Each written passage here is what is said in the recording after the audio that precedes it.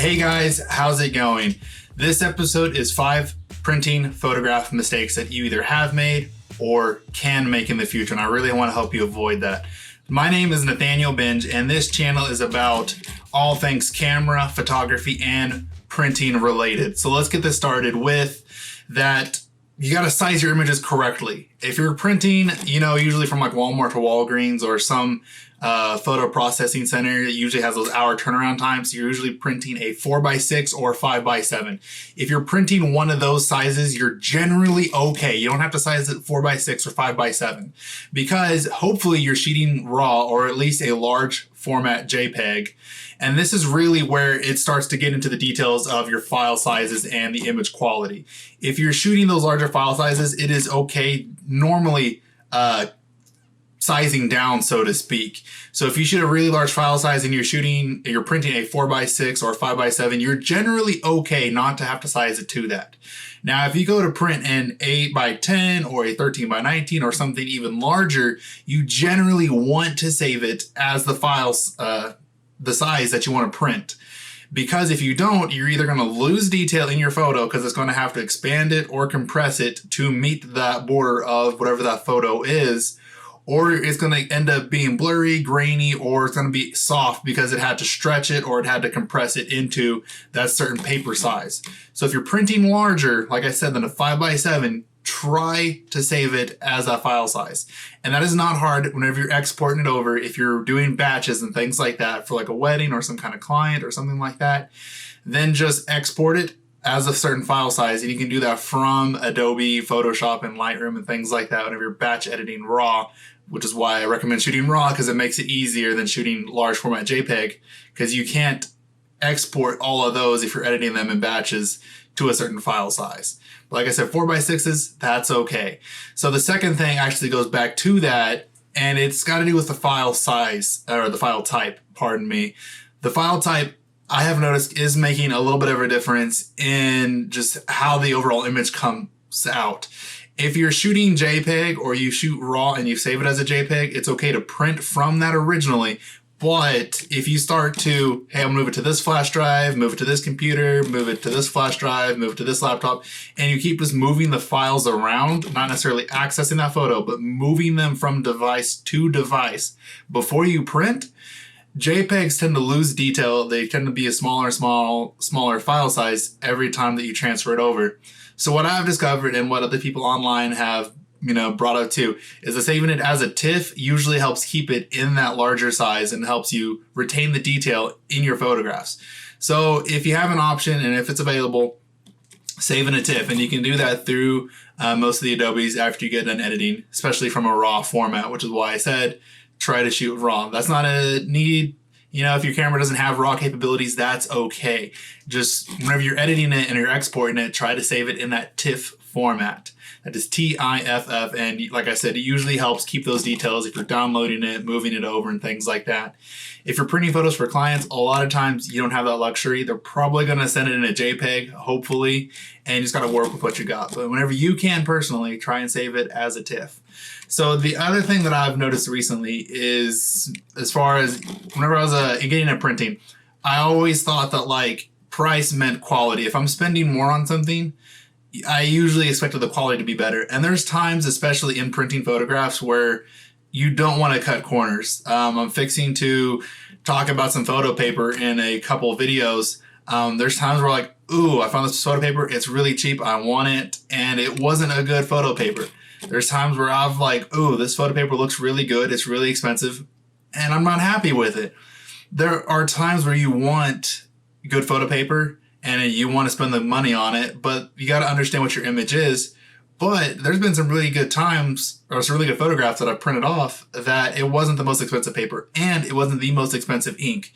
Now, I am a fan of OEM ink. If you can get it for your printer, it's usually going to be the most compatible and it's going to work usually how it's intended to work with that print as far as displaying the colors or printing the colors. Now, there are times where that original ink can be hundreds, if not thousands of dollars for a full set. Now, you can find cheaper options online. You just want to make sure that you're being consistent, because if you understand how your printer works and how that ink works, it's okay to go cheap if you know that, like, hey, this ink prints a little bit lighter in the blues. So whenever you're editing it, just edit for that. Understand your printer. Now, I'm not saying like buy the cheapest ink that you can, because then we're going to go in this in a future episode. So hopefully you guys stay tuned, subscribe, like, and comment so you get updated. But there is differences in ink and how that's going to increase or decrease the shelf life of your photo. So you want to keep that in mind too. And that's not something necessarily that's going to make a huge difference for a lot of photographers. And it also depends on how you're framing it, how you're storing it, is in a lot of sunlight or moisture and things like that. But the ink that I'm currently using, I'm saving roughly like 75% versus buying like original Canon ink in my printer. But I'm not necessarily losing anything in the quality because I know how it prints and I know how the paper works and I know how to edit it all the way through to there. So that is something too. So don't think that like you necessarily need to spend a lot of money to get a really good photo, because you don't have to, although it does help if you do buy like the higher end stuff. One of the photo papers that we're going to be talking about is some Kodak matte photo paper. It's like a 3-star out of 5-star in and of itself, because the illusion is that like, oh, your premium glossy or your lusters and things like that are your higher quality papers. But there are times where you want a matte photo paper or a pearl or something like that. You don't necessarily always want that glossy. And this is where the next photo mistake comes in, is that thinking everything needs to be on a glossy. Not every photo you print needs to be glossy. And there's times where somebody might say like, hey, I want this glossy, and you might disagree with them. And there's opinions online that if it's black and white, it needs to be printed on a matte or a luster. And if it's got some vivid colors, print it on glossy. If it's going behind glass, put it on matte, so to speak, so you don't get a double reflection or a double gleam off your image so it doesn't distract people. And those are okay tips to follow and everything like that, but it's really understanding, like I said, the image, your client, what they need, how it's going to be displayed, and trying to help guide them. But not everything needs to be printed on glossy. And that is the mistake with a lot of these quick turnaround photo centers like Walmart and Walgreens. They're going to print it on glossy almost, whether you want it to or not, especially in those quick turnaround times. Glossy is okay. It really helps bring out those colors, but it's not necessarily the best photo paper for your image. And understanding that is really going to help elevate your photography and your images in the end.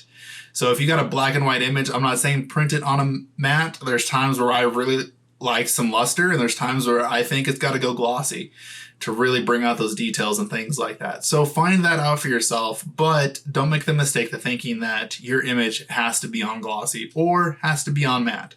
So the second mistake, or sorry, the fourth mistake, hardy har har, I'm going off a list here. Relying too much on a brand name.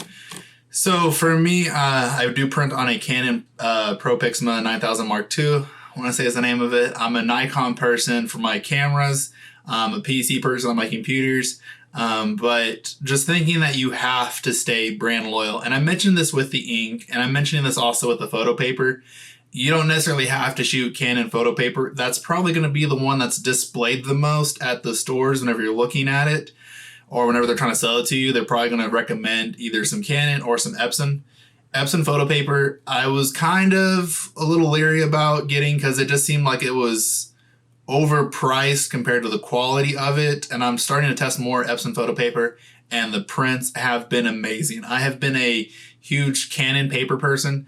It's basically all that I have or had bought there for a while. I tried some Kodak matte paper, not a fan, don't buy it. But this Epson photo paper has been producing some really great prints. And it's something that, had I been Canon loyal, that I may not have tried out. I had a client that they were wanting a certain photo paper size, and the Canon photo paper was going to take 2 or 3 extra weeks, and they were wanting a quicker turnaround time. So I got some Epson photo paper, and the photo paper is great. I really like it, and I can't wait to review it and share it with you guys. So hopefully you guys can see what some of these other paper companies are offering. So this last mistake is not inserting your paper all the way. And this kind of has to go with your printer too, because there's other printer things like making sure that whenever you're inserting ink cartridges that you make sure it's in all the way and that there's no spillage or anything like that, because I just printed off some portraits and this is where on pricing too, and I'm going to cover this in a future episode, but whenever you're pricing photographs, you don't want to price it necessarily like right above cost where you're making some profit, because there's times where you're going to get an error like this one I'm fixing to mention after this. But I was printing off some portraits and I had inserted some fresh ink, and one of them had spilled just a couple little drops, little bitty drops onto the image. So at photo centers and things like that, you know, they may replace it, they may not replace it. Usually, I like Walgreens at least. I have really good experiences with them. We go through the images together, like, hey, are you happy with them? I'm like, yeah, I am, or no, this one I don't care for. And they'll either reprint it or they'll deduct it from your total bill. And that's something that I really like. And that's something that if you're printing photographs for clients, you got to have that same kind of mentality.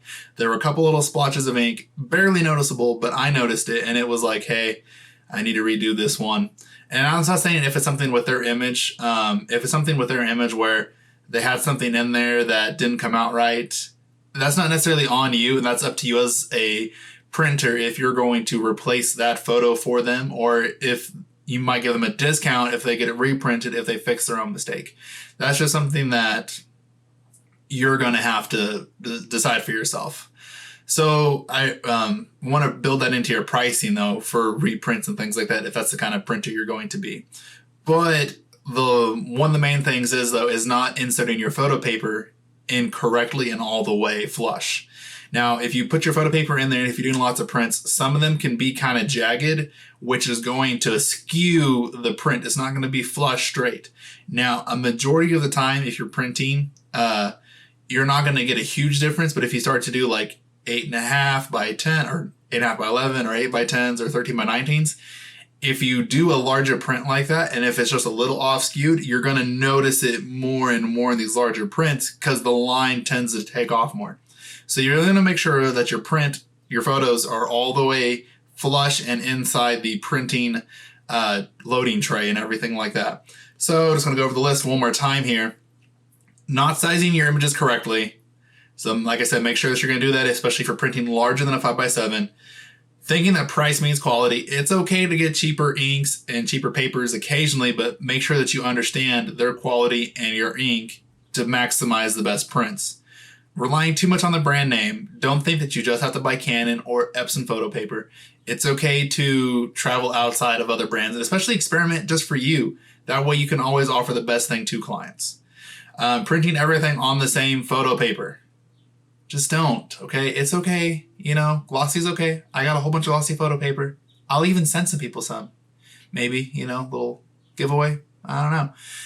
But don't always print it on glossy, okay? Try some matte, try some luster, try some pro platinum, try some matte. It's okay. Experiment around. Like I said, find the best image for you. And then not inserting your image or your photographs photo paper in all the way. You want to make sure that your photo paper is loaded correctly, whether you're printing through the front tray, the back tray, whatever. Make sure it's in all the way and it's flush, leveled off.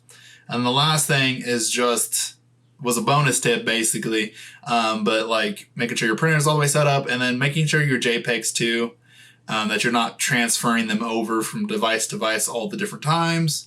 You know, if you're gonna print from a copy, try to get it from the original source. And if you're making copies, always copy from the SD card or the original source. Don't make a copy of a copy. It's not gonna end well.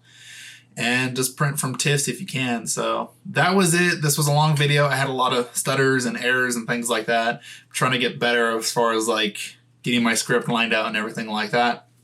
If you guys are curious about any of the topics that I kind of covered in this video, let me know in a comment, and I'll hopefully follow up with a future video to address those comments and everything like that. So I hope you guys are able to get out there, print some of your own photographs, or get some of them printed, because that to me is the final step in the photographs journey if it's not going to go on LinkedIn. Because there's times where, and I was just watching a video from Peter McKinnon, if you're not following him, great photographer, great videographer, cinematographer, does a lot of different things. But, you know, he brought up, he's like, I might get 30 images plus from this one trip, but I might only post one on Instagram. Those other 29, what are you going to do with them? They're just going to sit in your computer and nobody's ever going to see them. But if you get them printed off, then people, whenever they come over to your house or if they go to a local coffee shop, they're going to see your prints that they may not have seen on Instagram. So without further ado, I will see you guys hopefully next week, where there'll be lots of other things with like cameras at the ready, and I'll be discussing one of two things. I'm gonna do them both, but one, I filmed and photographed my first wedding, and I spent a day on set for a school district. So I'll be talking about one of those next week, and then the other one the week after. So stay tuned for that, and you can probably see some of the images on my Facebook or on my Instagram, Pinterest, Twitter, things like that, if you're interested in kind of getting ahead and seeing some of the work that I've been doing lately. So guys, thank you so much for staying with me in this episode. I really hope that you enjoyed and that you learned something. Make sure that you like, comment, and subscribe, and I will see you guys next week.